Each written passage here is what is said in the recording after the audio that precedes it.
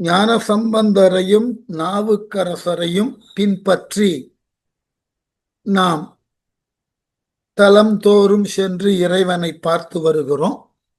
அந்த அடிப்படையில இவர்கள் இருவருமாக திரு ஆரூர் சென்று திரு ஆரூரில் இருந்து வேறு பிற தலங்களுக்கும் சென்று திருமறைக்காட்டினுக்கு வந்து சேருகிறார்கள். அது வரைக்கும் போன வகுப்புல பார்த்தோம். அதுதான் போன வகுப்புல பார்த்த இறுதி பாடல்.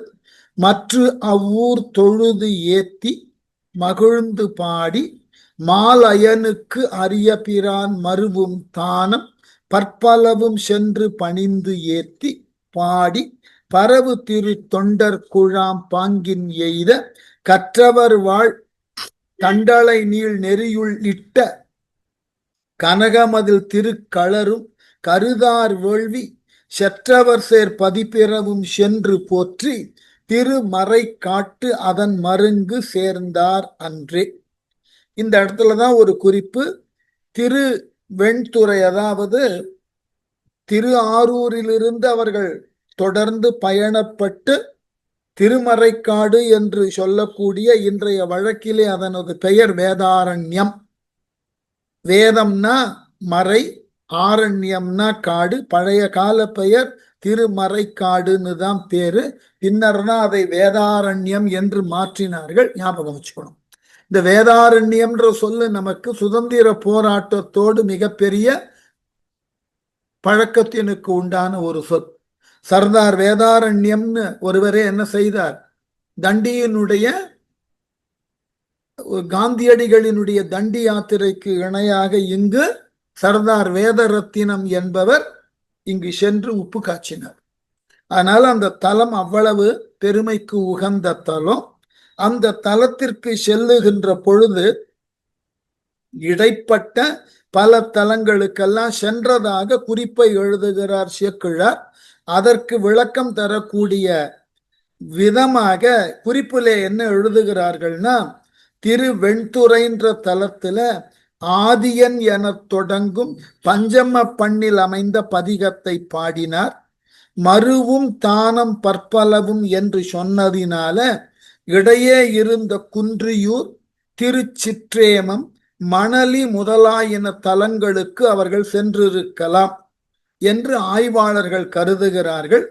திருச்சிற்றேமத்தில் அருளிய பதிகம் நிறை வெண்திங்கள் என்று சொல்லக்கூடிய கொல்லி கவ்வான பண்ணில் அமைந்த பதிகம் கிடைத்திருக்கிறது. திருக்களரில் அருளிய பதிகம் நீருளார் என தொடங்கும் ஸ்ரீகாமர பண்ணில் அமைந்த பதிகமும் கிடைத்திருக்கிறது.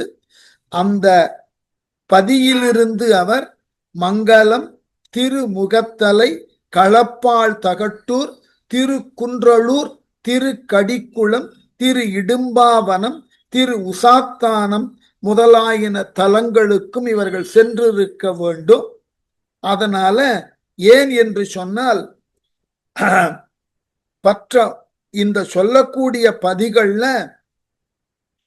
ஞானசம்பந்தர் சென்று வணங்கினார் என்று சேக்கிழாரே குறிப்பு தருகிறார். அதனால அந்த பதிகளுக்கு உண்டான தேவாரங்கள் கிடைக்கலைன்றது ஒரு வருத்தம்.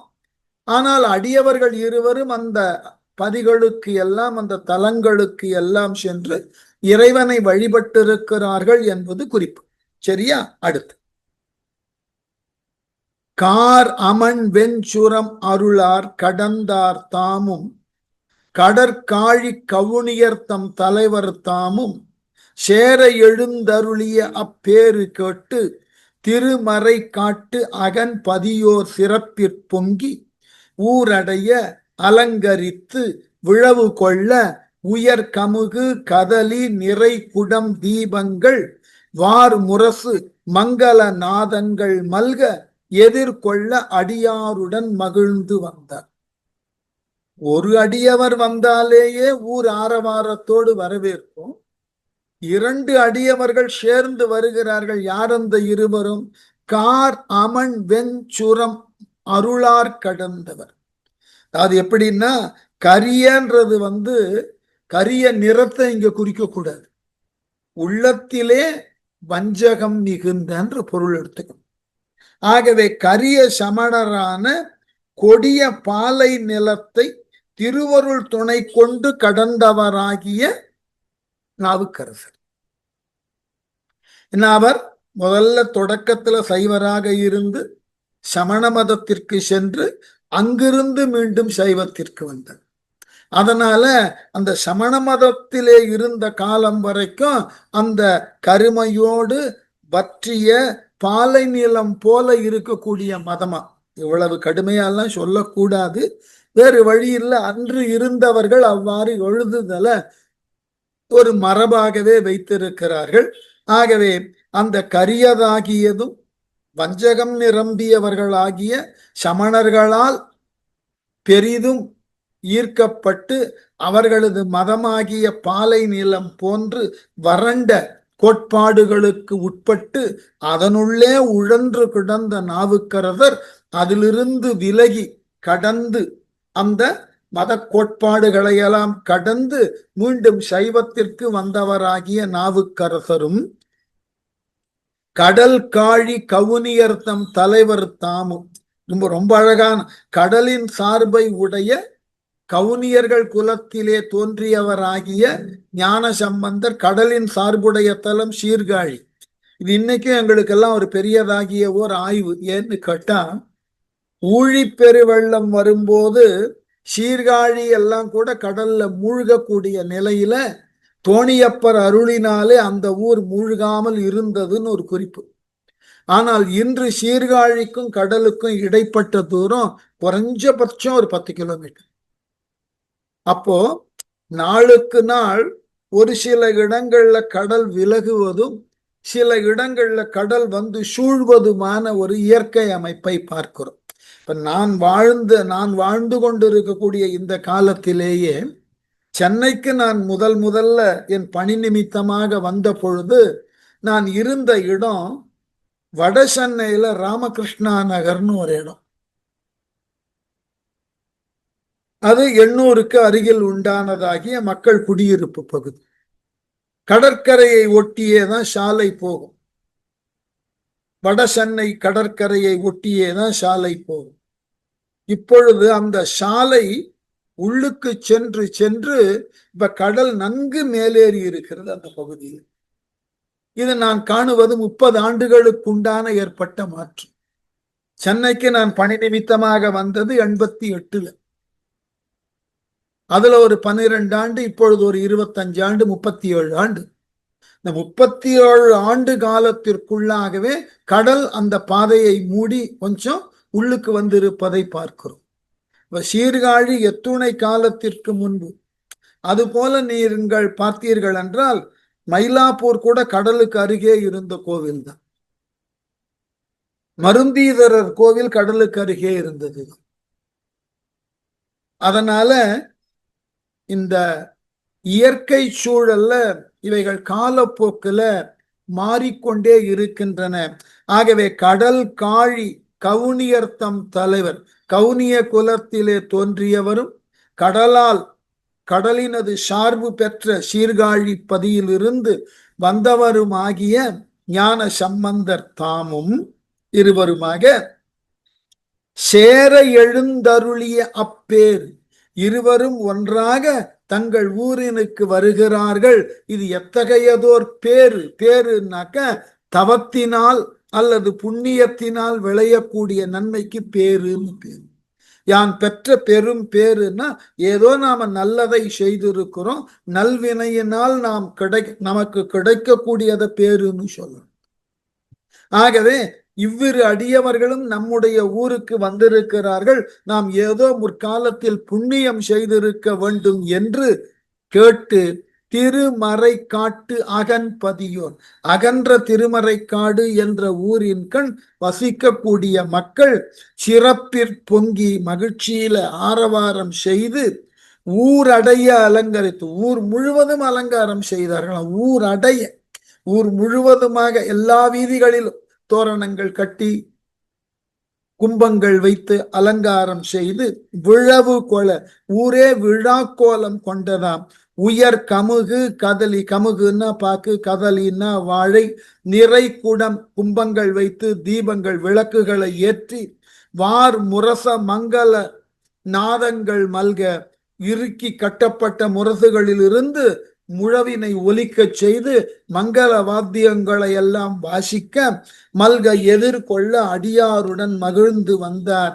இவ்விருவரையும் அழைக்க தங்கள் ஊரில் இருக்கக்கூடிய சிவன் அடியார்களோடு சேர்ந்து ஒன்றாய் ஊர் எல்லையிலே இவ்விருவரையும் எதிர்கொண்டு அழைக்க வந்தார்கள். திருமறை காட்டிலே வாழக்கூடிய சிவன் அடியார்கள், சிவன் அன்பர்கள்.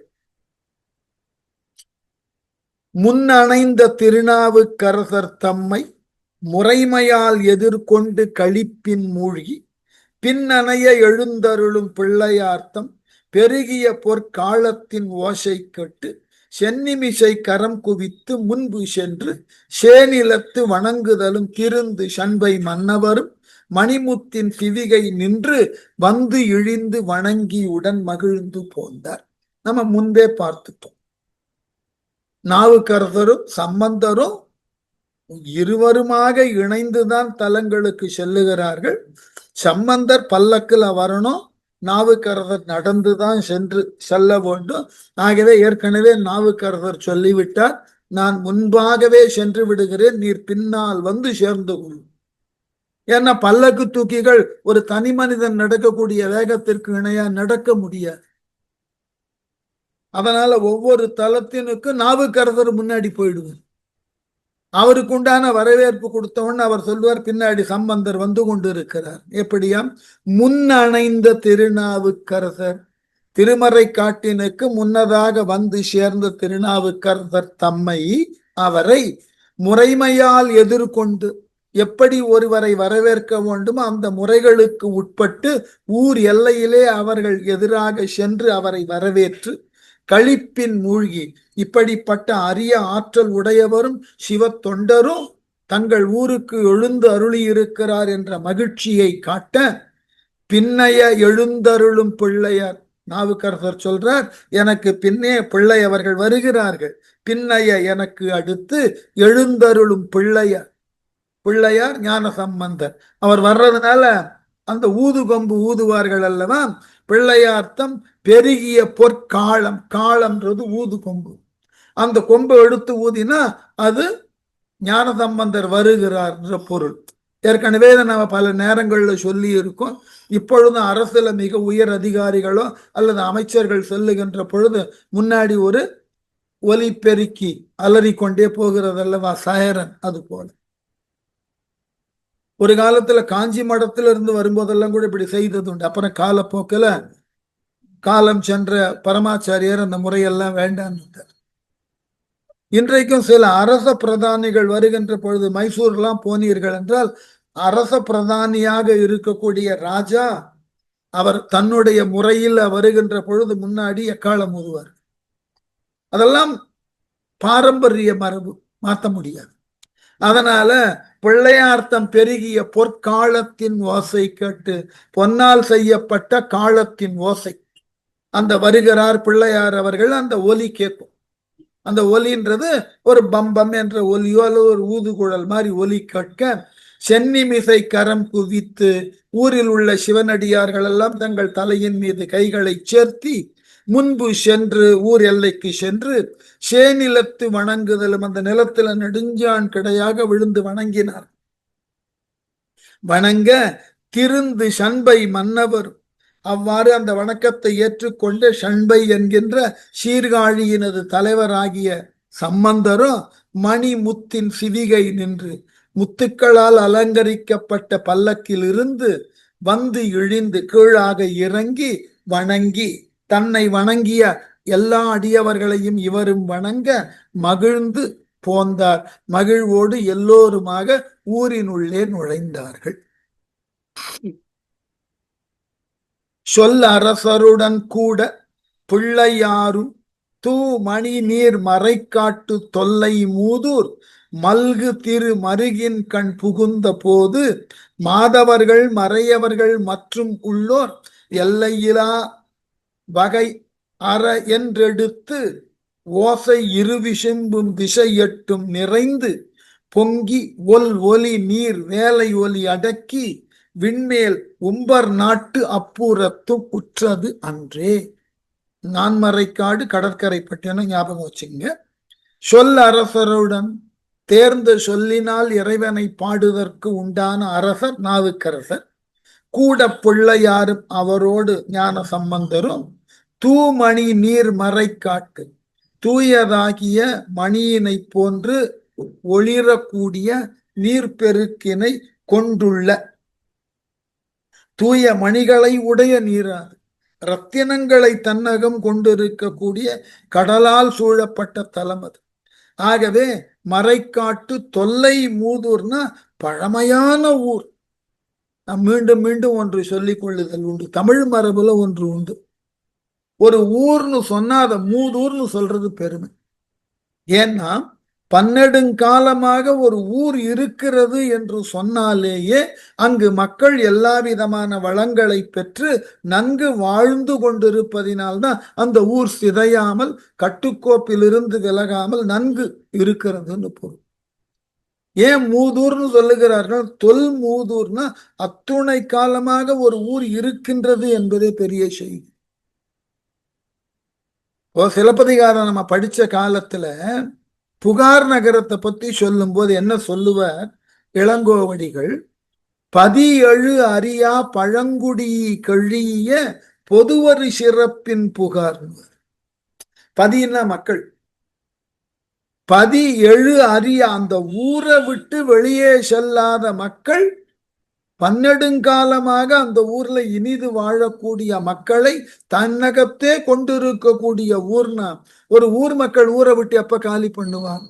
வசதி இல்லை என்றால், வற்றி விட்டது, நிலம் வற்றி விட்டது, வளம் இல்லை என்றால், வாழுதற்கு வழி இல்லை என்றால் ஊரை விட்டு வெளியே போயிடுவார்கள்.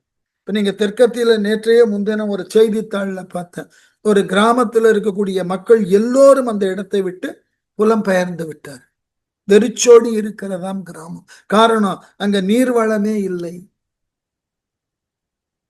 அப்போ ஒரு ஊரிலே மக்கள் நெடுங்காலமாக வாழுகிறார்கள்னா அந்த ஊர் அந்த மக்களுக்கு உரிய எல்லா விதமான வாழ்வியல் ஆதாரத்தை கொடுத்திருக்குன்னு அர்த்தம்.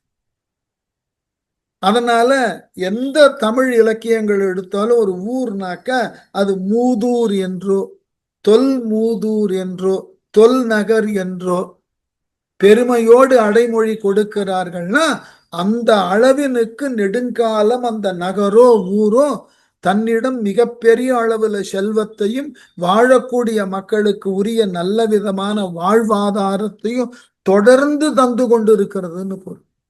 அது ரொம்ப பெருமையான விஷயம், ரொம்ப பெருமையான விஷயம். அதனாலதான் ரொம்ப அழகா சொன்னார், தொல்லை மூது. தொல்லைன்னாக்கா நம்ம ஆங்கிலத்துல சொல்றோம் இல்லையா, லாங் லாங் கேட்கும். அது என்றுன்னு தெரியாத அளவினுக்கு உண்டான ஒரு கால எல்லை தொல்லை. மூதூர்னாக்க பழம்பெருமையோடு இருக்கக்கூடிய ஊர். மூதூர் மல்கு திரு மருகின் கண் புகுந்த பொழுது. மருகுன்னா வீதி, மல்கு திருன்னா செல்வ செழிப்போடு இருக்கக்கூடிய வீதி. இந்த நகரினது வீதி எப்படி செல்வ செழிப்போடு இருக்குன்னா, இருக்கக்கூடிய வீடுகள் எல்லாம் மிக நல்ல முறையிலே செப்பமாக அலங்கரிக்கப்பட்டு தூய்மையா இருக்கு. ஒரு நகரினுடைய அழகு என்பது அங்கு இருக்கக்கூடிய செல்வம் மட்டுமல்ல, அந்த நகரை பராமரிக்கக்கூடிய முறையில் தூய்மையாக வைத்திருத்தல் என்பதே நகருக்கு கொடுக்கப்படக்கூடிய மிகச்சிறந்த சிறப்பாகும். ஆகவே திரு ஆனது அங்கு இருக்கணும். அந்த திருன்றது செல்வம் மட்டுமல்ல, பொலிவோடு சுகாதாரத்தோடு இருக்கக்கூடிய ஊர். ஆகவே மல்கு திரு மருகுன்னா வீதிகள், தெருக்கள். அந்த தெருக்களின் கண் புகுந்த போது, உள்ள நுழைஞ்ச பொழுது என்ன ஆயிற்றாம்? மாதவர்கள், அரிய தவங்களை செய்யக்கூடிய துறவிகள், மறையவர்கள், வேதங்களை நன்கு கற்றுணர்ந்த மறையோதிகள் மற்றும் உள்ளோர் ஏனைய பொதுமக்கள், இவர்கள் அனைவரும் எல்லையிலா வகை, அளவில்லாத வகையில ஹர என்றெடுத்த ஓசை, ஹர ஹர என்று ஒலித்தார்கள். சிவனை நினைத்து அவர்கள் எழுப்பின ஓசை இருக்கே, அற என்று எடுத்த ஓசை இரு விசும்பு. இரு விசும்புன பெரியதாகிய வானம்னு அர்த்தம். வானம் முழுவதும் அந்த ஒலி நிறைந்ததாம். திசை எட்டும், பூமியில இருக்கிற 8 திசையிலும் நிறைந்து அந்த ஒலி எல்லா இடங்களிலும் சென்று சேர்ந்து அந்த இடமே ஒலிக்க ஒலிக்க அற அறன்ற ஒலி திரும்ப திரும்ப ஒலிக்கப்படுவது போல் இருக்கிறது.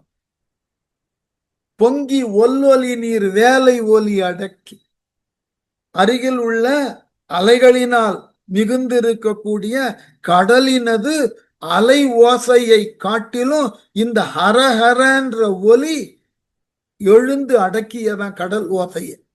கடல் ஓசையும் அடங்குவது போல இந்த ஹரஹர என்ற ஒலி மக்களாலும் வேதங்களை கற்ற அந்தணர்களாலும் துறந்த முனிவர்களாலும் ஒலிக்கப்பட அந்த ஒலி எல்லாவற்றையும் அடக்கியதாம். அடக்கி விண்மேல் வானத்துல உம்பர் நாட்டு அப்புறத்து முற்றது அன்று.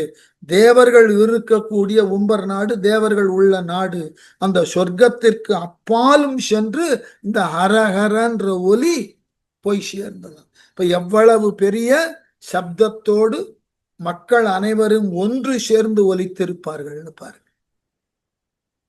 அடியவரும் பதியவரும் மருங்கு போற்ற அணிமறியின் ஊடெய்தி அருகு சூழ்ந்த கொடினுடங்கு செழும் திரு மாளிகையின் முன்னர் கோபுரத்தை தாழ்ந்திறைஞ்சி குறுகிப்புக்கு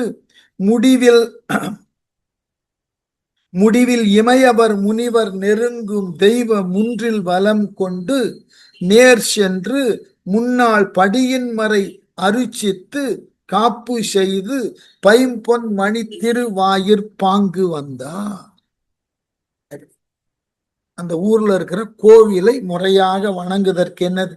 அடியவரும் அடியவர்கள் ஆகிய நாவுக்கரசரும் ஞான சம்பந்தரும் அவர்களோடு தொடர்ந்து வந்த ஏனைய பிற சிவன் அடியார்களும், பதியவரும், பதினா ஊரு, அந்த நான்மறை காட்டில் இருந்த வாழக்கூடிய ஊர் மக்களும் மருங்கு போற்ற எல்லோருமாக சேர்ந்து போற்றி அணி மருகின் அலங்கரிக்கப்பட்ட வீதியின் வழியாக ஊடெய்தி அந்த வீதியின் வழியாக எங்கு சென்றார்கள்? கோவிலை நோக்கி.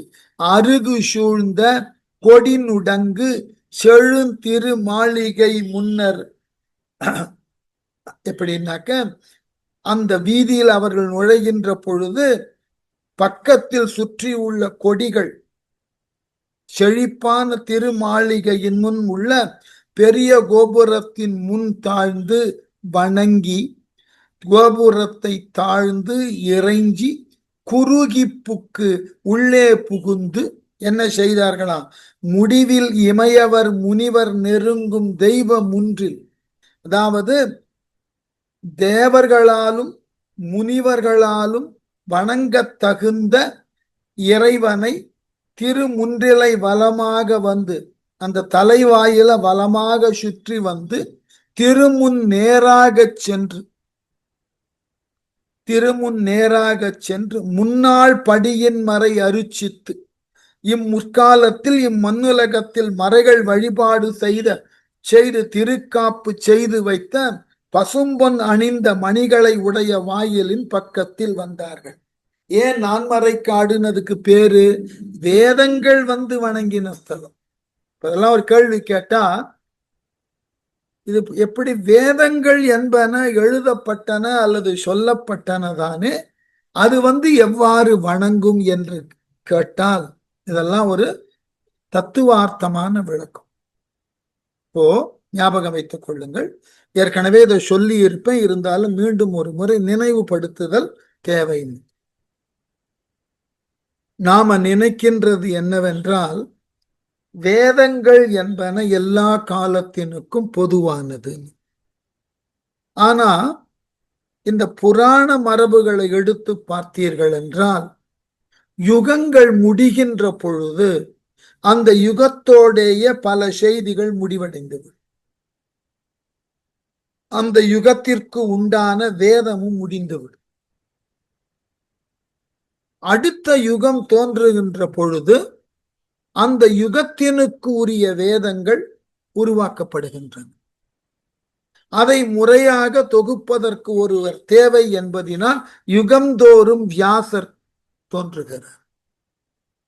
அந்தந்த யுகத்தினுக்கு உண்டான வேதங்களை அவர் தொகுத்து வழங்குகிறார். அதனால ஒவ்வொரு யுகத்திலையும் வேதங்கள் உருவாக்கப்படுகின்ற பொழுது இந்த வேதங்கள் சரிதானா முறைதானா, இவைகளில் சொல்லப்பட்டவைகள் எல்லாம் மக்களுக்கு மேலான பலனை தர வேண்டும் என்று இறைவனிடம் சென்று முறையிட்டு அந்த வேதத்தை மக்கள் முன்னே கொண்டு சேர்ப்பார்கள். ஆகவே அவ்வாறு இறைவன் முன்னே கொண்டு சேர்ப்பதினால் வேதங்கள் வந்து வழிபடுவதற்கு உரிய வாழ்வுன்னு சொல்லுவார்கள். அந்த இடத்துலதான் கொண்டு போயிட்டு இந்த புதியதாக வகுக்கப்பட்ட வேதங்களை வைத்து இறைவனது அருள் பெற்று அந்த வேதத்தை மக்களிடம் கொண்டு சேர்ப்பார்கள். அதனால வேதம் வந்து வணங்கக்கூடிய ஊர் என்று அந்த மறைக்காட்டினுக்கு பேரு. அப்படி வேதங்கள் வந்து வணங்கின ஊராகிய அந்த மறைக்காட்டினது மூல வாயில் பசும்பொன் அணிந்திருக்கக்கூடிய மணிகளை உடைய வாயிலின் பக்கத்துல வந்து நின்றார்கள். அந்த வாயில் மூடி கிடந்தது. அருமறைகள் திருக்காப்பு செய்து வைத்த அக்கதவம் திறந்திட அம்மறைகளோதும் பெருகிய அன்பு உடை அடியார் அணைந்து நீக்க பெறாமையினால் அன்று முதலாக பின்னை ஒரு புடை ஓர் வாயில் அமைத்து ஒழுகும் தன்மை உள்ளபடி கேட்டருளி உயர்ந்த சண்பை திருமறையோர் தலைவர் வியப்பெய்தி நின்று திருநாவுக்கரசருக்கு செப்புகின்ற அந்த கோவிலினுடைய தலைவாயில போனவன்னு அது மூடி இருக்கிறத பார்க்கிறார். ரெண்டு பேருமே பார்க்கிறார். ரெண்டு பேருக்கும் ஒரு ஆச்சரியம் என்ன, கோவிலினுடைய தலைவாயில் நிரந்தரமாக மூடி கிடக்கிறது, வேதங்களால் வழிபட்ட தலமாயிற்று. எப்படியா? அருமறைகள் திருக்காப்பு செய்து வைத்த அரிய வேதங்களினால் வணக்கத்தினை செலுத்தப்பட்டு அந்த வேதங்களினால் காக்கப்பட்ட அந்த கதவு, அக்கதவம் திறந்திட அந்த கதவை திறந்து அதன் வழியே இறைவனை வணங்க அம்மறைகள் ஓதும் பெருகிய அன்பு உடை அடியார் அணைந்து நீக்க அந்த ஊர்ல இருக்கக்கூடிய நேராக அமைந்துள்ள திருவாயிலை திறந்து புகுந்து மறைகள் ஓதும் பெருமை உடைய அன்புடைய அடியவர்கள் வந்து சேர்ந்து முயன்றும், எத்தனையோ பேர் வந்து முயன்று இருக்கிறார். பெருகிய அன்பு உடை அடியார் அணைந்து நீக்க பெறாமையினால் அந்த கதவை திறக்க முடியல. எத்தனையோ அடியவர்கள் வந்து முயன்று இருக்கிறார்கள். தங்களினுடைய அன்பினை கொண்டு இறைவன் மாட்டு கொண்டு இருக்கக்கூடிய ஈடுபாட்டினை கொண்டு என்னெல்லாமோ செய்து பார்த்திருக்கிறார்கள். அந்த கதவை திறக்க முடியல. அனைத்து நீக்க பெறாமையினால் அன்று முதலாக அந்த நிமிடத்திலிருந்து பின்னை ஒரு புடை ஓர் வாயில், அதுக்கு பக்கத்தில் இருக்கக்கூடிய வேற ஒரு வாயில் வழியாக, ஒரு புடை பக்கத்தில் தலைவாயிலுக்கு பக்கத்துல வேறொரு வாயில் வழியாக அமைந்து ஒழுகும் தன்மை, அதன் வழியாக சென்று இறைவனை வழிபாடு செய்தற்கு உண்டான நிலையில் இருக்கிறோம். உள்ளபடி கேட்டருளி இவ்வாறுதான் நாங்கள் வழிபாட்டினை செய்கிறோம் என்று அவ்வூர் மக்கள் சொன்னதை சம்பந்தரும் கேட்டார், நாவுக்கரசரும் கேட்டார். கேட்டருளி உயர்ந்த சண்பை திருமுறை, சிறந்த சீர்காழியின் கண் வசிக்கக்கூடிய அல்லது சீர்காழியிலிருந்து வந்தவராகிய திருமறையோர் வேதங்களினது வழி நிற்கக்கூடிய ஞான சம்பந்தர் தலைவர் வியப்பியை இந்த செய்தியை கேட்டோன்னு ஒரு பெரிய ஆச்சரியம். என்னது? மூலக்கதவு திறக்காமல் பக்கத்து கதவு வழியா போய் இறைவனை பார்ப்பதா? கோவிலுக்கு அழகே அதனுடைய மூலக்கதவு தான் இல்லையா? கோவிலினுடைய தலை கதவு கிழக்கு பகுதியில் இருக்கக்கூடிய தலை கோபுர வாயில் கதவை திறந்து அதன் வழியாக இறைவனை பார்க்கறது தான் பெரிய நிறைவு. ஆகவே அதற்கு வாய்ப்பு இல்லைன்றதை கேட்டு வியப்பு எய்தி நின்று திருநாவுக்கரசருக்கு செப்புகின்றார். அந்த ஆச்சரியத்தோட நாவுக்கரசர்கிட்ட ஞான சம்பந்தர் எடுத்து சொன்னாராம் என்னவென்று, அப்பரே வேதவனத்து ஐயர் தம்மை அபிமுகத் திருவாயில் திறந்து புக்கே எப்பரிசும் நாம் இறைஞ்ச வேண்டும் நீரே இவ்வாயில் திருக்காப்பு நீங்குமாறு மெய்ப்பொருள் வண்தமிழ் பாடி அருளும் என்ன விளங்கு மொழி வேந்தரது மேற்கொண்டு என்னை இப்பரிசு நீர் அருளி செய்தீராகில் இது செய்வேன் என பதிகம் எடுத்து பாட. நாவுக்கரசற்றை என்ன கேட்கிறார் சம்பந்தர்? அப்பரே, கவனமா பண்ணணும், சம்பந்தர் கொடுத்த பெயர் தான் நாவுக்கரசருக்கு அப்பர். அப்பரே வேதவனத்து ஐயர், வேதவனம் மறைக்காடு, வேதத்து வனம்னா காடு, நான்மறை காட்டு ஐயர் தலைவர் தம்மை, அங்கு இருக்கக்கூடிய தலைவராகிய சிவபெருமானை அபிமுகத்து, அபிமுகத்துன்னா நேராக அர்த்தம். அபி என்றால் நேராக. ஆகவே அபிமுகத்து திருவாயில் திறந்து, நேராக இருக்கக்கூடிய அந்த கோவிலினுடைய கதவுகளை திறந்து புக்கே, அதன் வழியாக நுழைந்துதான் எப்பரிசும் நாம் இறைஞ்ச வேண்டும். இறைவனிடம் அந்த வழியா போய்தான் எதனையும் கேட்க வேண்டும், சுத்தின்லாம் போகக்கூடாது. நீரே இவ்வாயில் திருக்காப்பு நீங்குமாறு, அதனால் அப்பரே நீங்கள் தான் முயன்று இந்த கோவிலின் கதவை திறக்கக்கூடிய அளவுல மெய்ப்பொருள் வண்டமிழ் பாடி, சத்தியத்தினுக்கு உட்பட்ட வளமான தமிழில் பதிகம் பாட வேண்டும் என்று பாடி அருளும் என்ன விளங்கு மொழி வேந்தரது மேற்கொண்டு என்னை. விளங்கு மொழி வேந்தர், விளக்கமான தமிழிலே பாடுவதற்கு உரியவரான வேந்தர், அரசரான நாவுக்கரசர், அது மேற்கொண்டு ஞானசம்பந்தர் சொன்னதை அப்படியே ஏற்றுக்கொண்டு என்னை இப்பரிசு நீர் அருளி செய்தீராகில், எனக்கு இந்த பணியை செய்ய வேண்டும் என்று நீங்கள் விரும்பியதால், நான் இந்த பதிகத்தை இங்கு பாடி இந்த கோவிலினது கதவை திறக்க வேண்டும் என்று நீர் விரும்பியதால். ஞானசம்பந்தருக்கு அவ்வளவு பெரிய இடம் கொடுக்கிறேன். சம்பந்தரே நீர் என்னை கேட்டுக்கொண்டதினால் நான் பாடுகிறேன். ஆகவே ஆகில் இது செய்வேன் என பதிகம் எடுத்து பாட என்று சொன்ன உடனே நான் பதிகம் பாடுகிறேன் என நாவுக்கரசர் சொன்னார். அவர் பாடின பதிகம் பண்ணின் நேர் மொழியாள் என தொடங்கும் திருக்குறுந்தொகை பதிகம். திருக்குறுந்தொகை என்கின்ற, நீங்க நாவுக்கரசர் தேவாரத்துல நிறைய பார்க்கலாம். திருக்குறுந்தொகைன்ற தலைப்புல நிறைய பாடியிருப்பார். பாப்பநாச திருக்குறுந்தொகை உண்டு, நமச்சிவாய திருக்குறுந்தொகை உண்டு. அந்த மாதிரி நிறைய திருக்குறுந்தொகை, அழகான பாடல்கள். அந்த இடத்துல என்ன இறைவன் முன்பு பண்ணின் நேர்மொழியாள், பண்ணினை போன்று இனிய இசையோடு பேசுவதற்கு உண்ட மொழியை கொண்டவளாகிய இரவியோடு அமர்ந்திருக்கக்கூடிய இறையவரேன்னு தொடங்கக்கூடிய பதிகம். அந்த பதிகத்தை பாடி முடிச்சார்.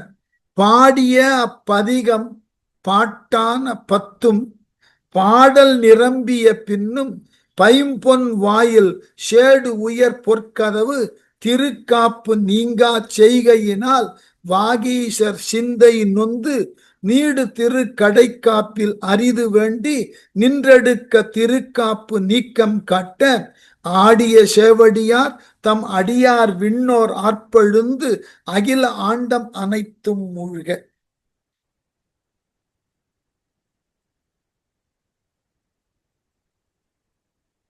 வேடிக்கை என்னன்னா, இங்கெல்லாம் நிறைய ஆராய்ச்சி பண்ணணும் சொல்லிடுவோம். நாம என்ன நினைக்கிறோம், சம்பந்தரினுடைய தேவாரம் தான் 11 பாட்டு அப்படின்னு நினைக்கிறோம். ஆனால் 10 பாட்டை பாடினாரா இந்த தலத்துல நாவுக்கரசர். சேக்கிழார் வாக்கு 10 பாட்டை நாவுக்கரசர் பாடி பதிகத்தை முடிச்சதுக்கு அப்புறம் கதவு திறக்கல. அப்புறம் 11வது பாடலை பாடினார். அப்ப கதவம் திறந்ததும். ஆராய்ச்சியாளர்கள் என்ன சொல்லுகிறார்கள், இப்பொழுது 10வது பாட்டாக சொல்லப்படக்கூடிய பாட்டு 11வது பாட்டாக இருந்திருக்க வேண்டும். இடையில எங்கோ ஒரு பாட்டு காணாமல் போயிருக்க வேண்டும், ஏதாகிலும் ஒரு நிலையில சிதைந்திருக்க வேண்டும்னு நம்புகிறார். அந்த தலத்துல மட்டும் நாவுக்கரசர் 11 பாடல்கள் பாடியதாக ஐதீகம், மரபு. அததான் சொல்றார், பாடிய பதிக பாட்டான 10. பதிகம்னா 10 பாட்டு. அந்த கதவை திறக்க வேண்டும் என்பதற்காக நாவுக்கரசர் பாடிய 10 பாட்டும் பாடல் நிரம்பிய பின்னும் 10 பாட்டும் முடிஞ்சதற்கு பிறகும் பைம்பொன் வாயில் சேடுயர் பொற்கதவு திருக்காப்பு நீங்கா, அருகில் இருக்கக்கூடிய உயர்ந்த பொன்னால் ஆகிய அந்த கதவுகள், கோவிலின் கதவுகள் திறக்கல, நீங்கா. திருக்காப்பு நீங்கன்னா அதனது பூட்டப்பட்ட தாழ்பால் நீங்கல, கோவில் கதவு திறக்கல, நீங்கா செய்கையினால். இப்படி 10 பாட்டு பாடியும் கதவு திறக்காததை பார்த்து வாகீசர் சிந்தை நொந்து, வாகீசர் நாவுக்கரசர் மனமானது பெருமளவுல வருந்தி, நீடு திரு கடைக்காப்பில் அரிது வேண்டி, இந்த நீண்ட காப்பானது போக வேண்டும் என்று பணிவோடு மீண்டும் வேண்டி நின்றெடுக்க. அப்படி தொடங்கக்கூடிய ஒரு பாட்டை பாடின உடனே திருக்காப்பு நீக்கம் காட்ட, கோவிலை மூடியிருந்த காப்பு விலகி கதவு திறந்தன, நீக்கம் காட்ட. ஆடிய சேவடியார், ஆடுதலை உடையவராகிய சிவபெருமான் அவரினது சிவந்த திருவடிகளை அடியாரும் விண்ணோர் ஆர்ப்பெழுந்து, அடியவர்களும் பார்த்தார்கள், தேவர்களும் பார்த்தார்கள், ஊர் மக்களும் ஆரவாரத்தோடு இந்த காட்சியை பார்த்து அகில அண்டம் அனைத்தும் மூழ்க, எல்லா இடங்களும் இந்த பக்தியினுடைய ஆற்றலை கண்டு வியந்தது, பாராட்டியது, திகைத்தது, அப்படி ஆச்சரியப்பட்டு நின்று விட்டார்கள். இவர் பாடின உடனே கதவு திறந்தது. அதுதான் முக்கியம். இந்த குறிப்பு என்ன எழுதுகிறார்கள்னாக்க, பதிகத்துக்குரிய 10 பாடல்களை பாடிய பின்பும் திருக்கதவம் திறவாததாக திருக்கடைக்காப்பில் அரிதில் வேண்ட திருக்கதவம் திறந்தது என்று அருளுகின்றார் சேக்கிழார். எனவே இப்பதிகம் 11 பாடல்களை உடையதாய் இப்பொழுது உள்ள 10வது பாடல் 11வது பாடலாய் அமைய இடையில் ஒரு பாடல் இருந்து சிதைந்திருக்க வேண்டுமோ என எண்ணத்தக்கதாய் உள்ளது. அரிது வேண்டி நின்றெடுக்க என்றது அரக்கனை விரலால் அடர்ந்திட்ட நீர் இரக்கம் ஒன்றிலீர் எம்பெருமானே என வரும் பகுதியை உளம் கொண்ட குறிப்பாகும். இப்பாடல் திருக்கடை காப்பாதல் நாவரசர் புராணத்தாலும் அறியப்படும். இது திருநாவுக்கரசர் புராணத்திலையும் இதை சேக்கிழார் எடுத்து சொல்லி இருக்கிறார் என்று ஆராய்ச்சியாளர்கள் விளக்கமாக பேசுகிறார்கள். அதனால இந்த ஒரு தலத்துக்கு மட்டும் அவர் 11 பாடல் பாடியிருக்க வேண்டும். ஆனால் நடுவில் ஏதாகிலும் ஒரு பாட்டு கிடைக்காமல் போக 11வது பாட்டு 10வது பாட்டாகவே நின்று விட்டது என்று ஆய்வாளர்கள் சொல்லுகிறார்கள். இருக்கட்டும், எவ்வாறாகிலும் நாவுக்கரசர் பாடினார், கோவில் கதவம் திறந்தது. உடனே இந்த உலகமே ஆரவாரம் செய்தது. வானவர்களும் ஏனைய பிற மண்ணுளார்களும் அதை பாராட்டினார்கள், பிரமித்தார்கள்.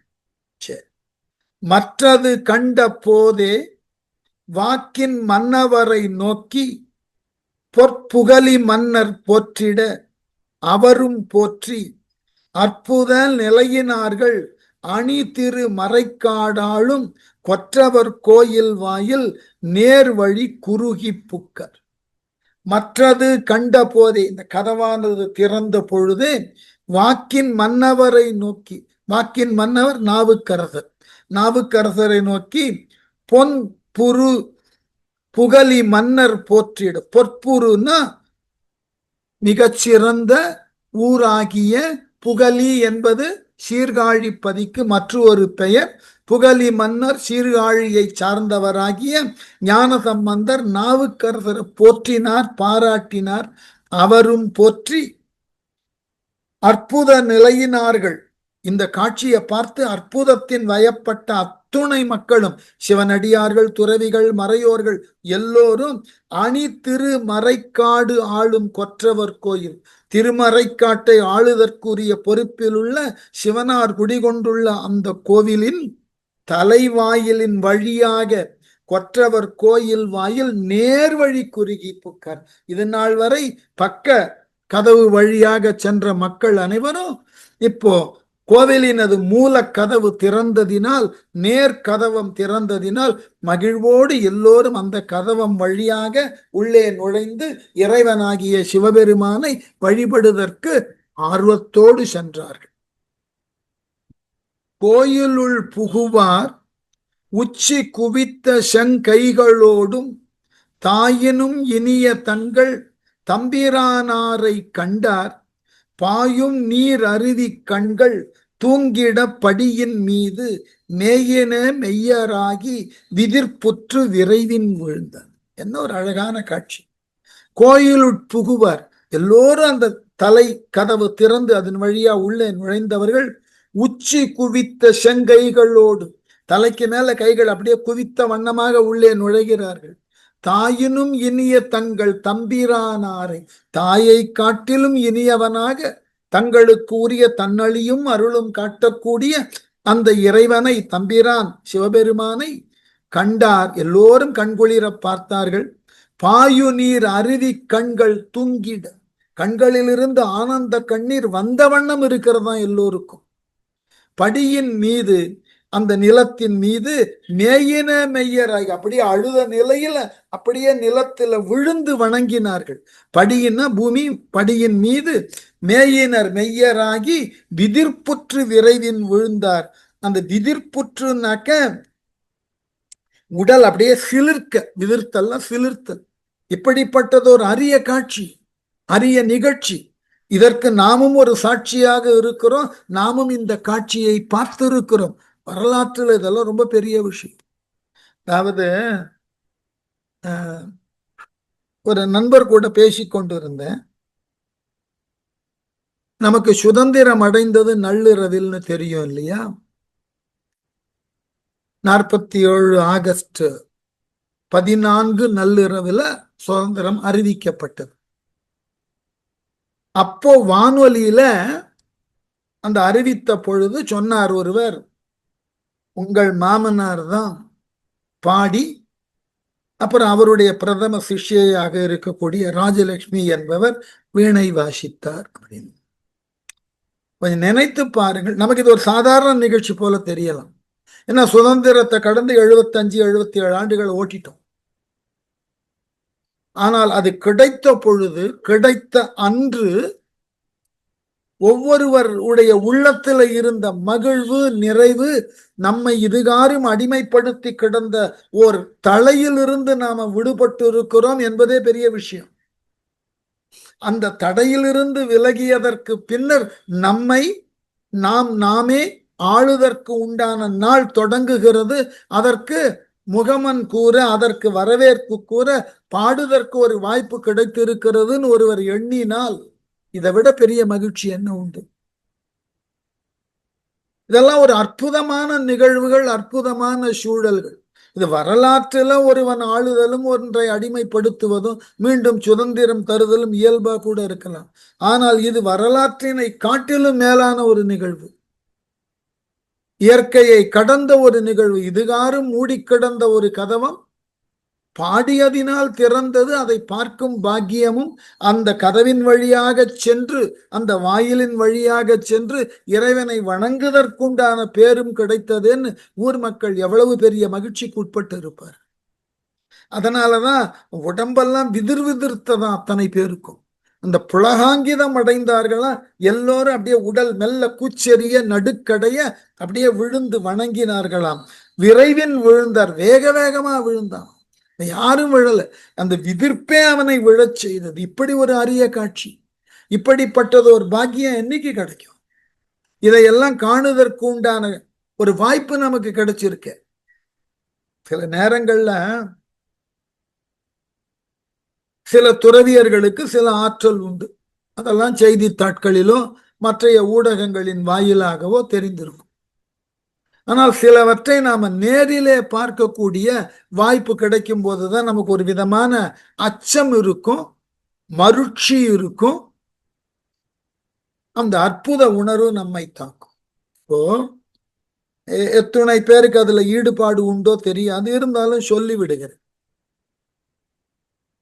இப்போ நம்முடைய இந்திய துணை கண்டத்துல இறையாளுமைன்ற நிலையில இருக்கக்கூடியவர்ல பெரிதும் செல்வாக்கோடு விளங்கி மறைந்தவர் யாருன்னா சாய்பாபா அவர்கள். அவர் பல்வேறு விதமான அரிய செயல்களை செய்ததாக பலர் சொல்லி இருக்கிறார்கள், பல காட்சிப்படுத்தப்பட்டிருக்கின்றன. அதுல விவாதம் இருக்கு, அதெல்லாம் ஒரு பக்கம் இருக்கட்டும். அவரை மிக பெரிய அளவில் ஏற்றுக்கொண்ட அடியவர்கள் இல்லத்துல சில அதீதமான இயற்கையை மீறின நிகழ்வுகள் நடக்கும். அதுல நான் சிலவற்றை நேரில் பார்த்திருக்கிறேன். ஏன்னா இது மற்றவர்கள் சொன்னதை கேட்டா நாம எந்த அளவுக்கு ஏற்றுக்க முடியும்னு தெரியாது. நான் நேரில் பார்த்திருக்கிறேன். ஒரு அன்பர் வீட்டுல, அதாவது சாய்பாபாவை மிகப்பெரிய அளவுல ஏற்றுக்கொண்ட ஒரு பக்தர், அவருடைய வீட்டுக்கு ஒரு முறை அவருடைய அமைப்பின் மூலமா ஒரு சொற்பொழிவு பண்ண போயிருந்தார். திருவாசகத்தை பற்றின ஒரு சொற்பொழிவு பண்ண போயிருந்தார். அவருடைய வீட்டுல இருக்கக்கூடிய ஒரு மிகப்பெரிய வீடு அது, அந்த காலத்து வீடு. அதுல சற்றேறக்குறைய ஒரு 200 பேர் வந்து அமரலாம். அந்த மாதிரியான இன் கேமரான்னு சொல்லுவார்கள் அல்லவா, அந்த மாதிரியான ஒரு அமைப்பில் ஒரு சொற்பொழிவு பண்ண போயிருந்த. சென்றதன் பிறகுதான் தெரிந்தது அவர் வந்து சாய்பாபா பக்தர்னு. அவர் நான் சென்ற பொழுது நானும் சில நண்பர்கள் என்னை அழைத்தவரும் அவருக்கு அறிமுகப்படுத்தினவரும் எங்க கூட வந்தார்கள். வந்த உடனே எங்களை பார்த்த உடனே வரவேற்று அவருக்கு முகமெல்லாம் ஒரு பெரிய மகிழ்ச்சியோடு இருந்தார். நிச்சயமா நான் தெரிந்து கொண்ட, நான் வந்து பேச போவதனால் வரக்கூடிய மகிழ்ச்சி இல்லை, அது வேற ஏதோ பெரிய விஷயம் இருக்கு. நான் அவர்கிட்ட கேட்ட, முகத்துல ரொம்ப பெரிய நிறைவு இருக்கிறது, மகிழ்ச்சி இருக்கிறது, என்ன உங்களுக்கு எதிர்பாராத விதமாக ஏதாவது மிக உயர்ந்ததாகிய ஒன்று நடந்ததான்னு கேட்டேன். ஆமா, எப்படி கண்டுபிடித்தீர்கள்னு சொல்லி சொன்னார். நான் வணங்கக்கூடிய ஒரே தெய்வம் பாபா இன்று காலையிலிருந்து அவரது திருவுருவப்படத்திலிருந்து திருநீராக சிந்திய வண்ணம் இருக்கிறது. கொண்டு போய் காண்பித்தார். உண்மையிலேயே திருநீர் விழுந்து கொண்டே இருந்தார்.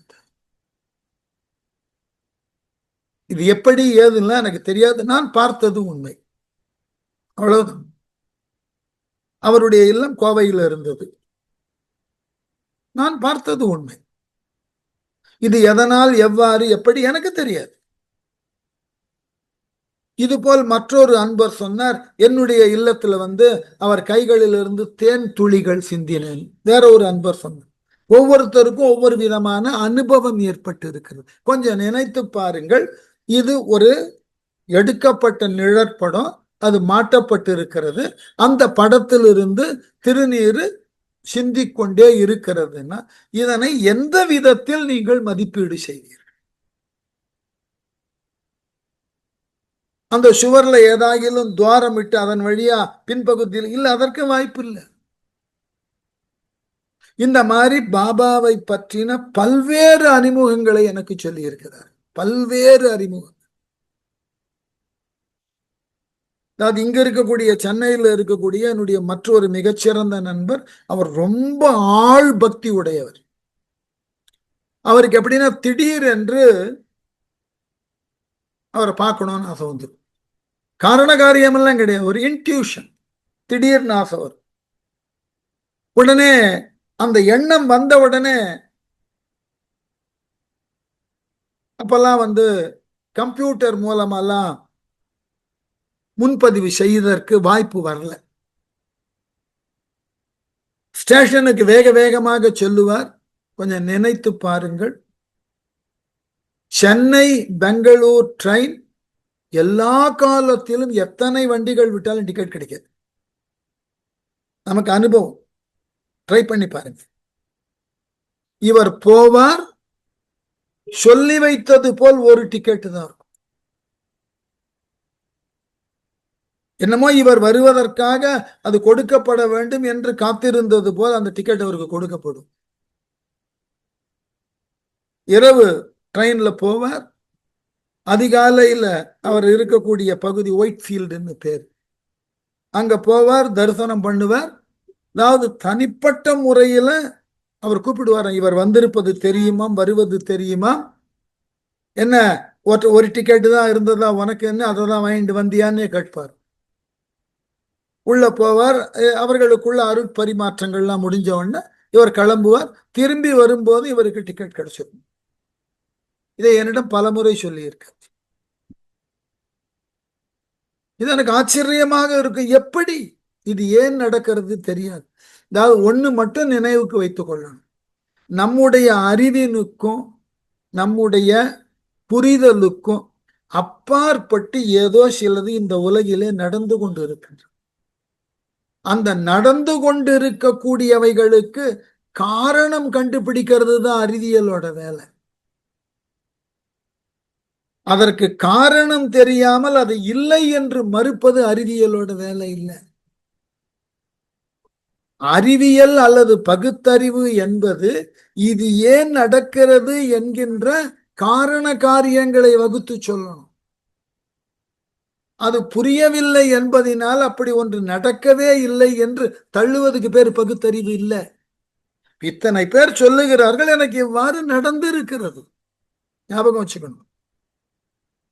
இத்தகு காட்சிகளை, இத்தகு நிகழ்வுகளிலே அவர்கள் பெற்ற அனுபவத்தை முன்வைக்கிறார்கள். இந்த அனுபவம் எதனால் எழுந்தது, இதற்கு என்ன காரணம், இவ்வாறு எழுவதன் நோக்கம் என்னன்னு பகுத்து ஆராய்ந்து விளக்கம் தர்றவன் தான் அறிவியல்வாதி.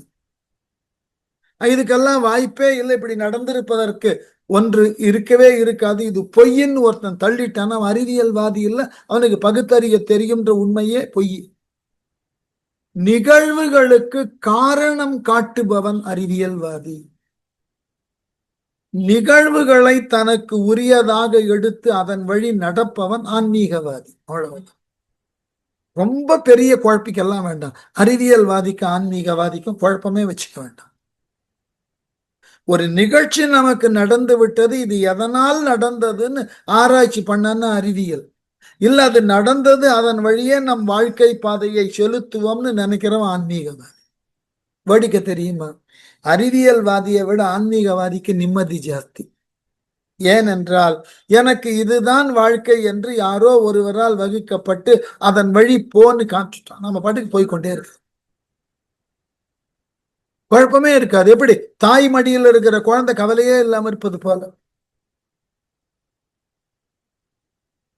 எந்த கவலையும் இல்லாமல் இருக்கும் தாய் மடியில் இருக்கிற குழந்தை. ஏன்னா தன்னுடைய தேவை, தன்னுடைய பசி, தனக்கு உண்டான பாதுகாப்பை எல்லாமா கொடுத்துருவோம், நிம்மதியா. நாம பெரிய பாதுகாப்பில் இருக்கிறோம்னு அந்த குழந்தைக்கு ஒரு பெரிய நிறைவு வந்துடும். அது மடியில படுத்துக்கொண்டு அது பாட்டுக்கும் ஆண் ஏதாவது சொல்லிக்கொண்டே அவ்வளவு நிறைவோடு.